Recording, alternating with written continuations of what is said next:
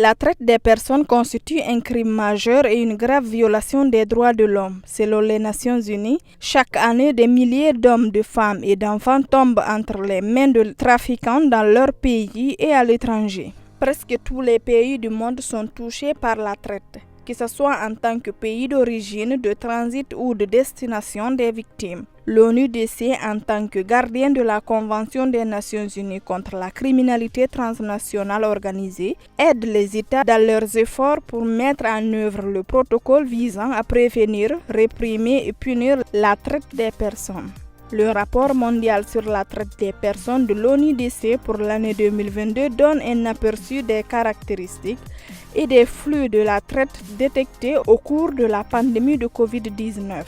Rapport qui couvre 141 pays présente une vue d'ensemble de la réponse apportée par la traite des personnes au niveau mondial, régional et national en analysant les cas de traite détectés entre 2018 et 2021.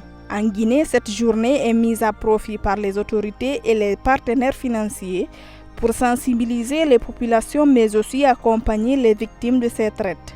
Selon l'ambassadrice de l'Union européenne en Guinée qui s'est exprimée au micro de Guinée News, la Guinée s'inscrit pleinement dans cette volonté de ne laisser personne de côté. Grâce à la synergie d'action des différents acteurs, 857 victimes ont été identifiées, dont 739 ont bénéficié d'une réinsertion sur la base de l'assistance juridique et judiciaire, réinsertion professionnelle, familiale et scolaire ou formation professionnelle. Au niveau des 3 centres inaugurés ces 2 dernières années, un total de 241 victimes ont transité dans ces centres en seulement quelques mois, dont 80 filles et 39 femmes adultes. Depuis de nombreuses années, des Guinéens vivant à l'étranger qui sont soumis à une exploitation par manque de ressources financières ou de documents légaux pouvant les aider à sortir de cette situation.